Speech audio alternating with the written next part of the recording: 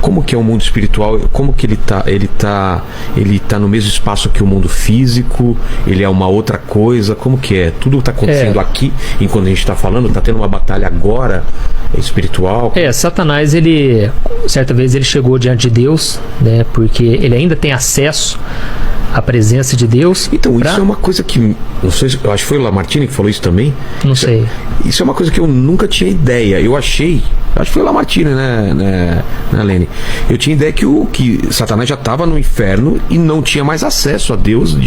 E aí me falou que ele vai lá reivindicar. Exatamente. E ele não está acorrentado ainda, né? Não, então, né? Ele está na terra, E aí ele chegou para Deus e Deus falou: você veio de onde? Eu vim de perambular pela terra e passar por ela e observar a terra. Então, ele está nos observando. A Bíblia diz que ele está ao nosso derredor. E aí alguns dizem, não, os anjos estão ao nosso redor e ele está ao nosso derredor. O que é derredor? Só que se você olhar no dicionário, derredor é a mesma coisa de redor. Entendi. Então ele está ao nosso redor. Não que a gente tem que ficar bitolado, né? Nossa, agora...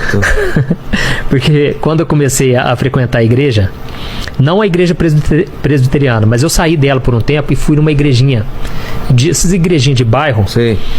Porque eu queria ficar mais crente, sabe? Eu tinha essa ideia, eu preciso andar com gente muito simplesinha, cara, pra eu ser tratado mesmo assim e tal, né? E aí, era uma igreja muito voltada pra batalha espiritual. Cara, pra quê? Por quê? Eu fui ficando noiado com isso. Eu pensava, gente, eu não posso dormir sem antes orar repreendendo. Ah, tá. Você fica tudo assim, tudo é demônio, sabe? Aquilo foi me prejudicando de uma maneira, cara. Mas tudo foi bom, entendeu? Porque hoje eu entendo que a pessoa não tem que ser assim. Você tem que confiar. Tem que confiar na proteção de Deus, se você cara. Ficar encanado, tudo pode ser. Você começa a ver coisa, né? E até a sua própria mente, né? No escuro você tá lá orando, fala, eu acho que eu tô vendo um negócio desse. E como diferenciar realmente o que é e o que não é, né?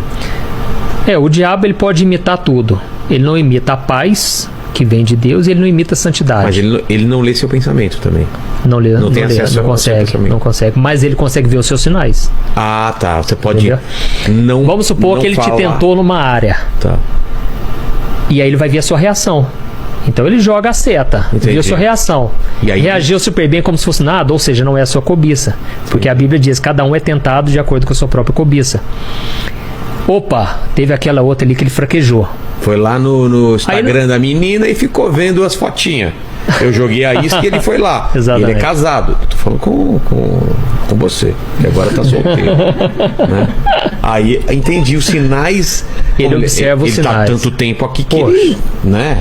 Ele não é burro, né? O pessoal deixar claro que Satanás não é burro. Ele é inteligente pra caramba. Inteligentíssimo. Ele era um anjo mais, né, poderoso, né? Então, ele conhece tudo sobre o ser humano, entendeu? Quando Pedro, ele falou: Jesus, de modo algum você vai pra cruz.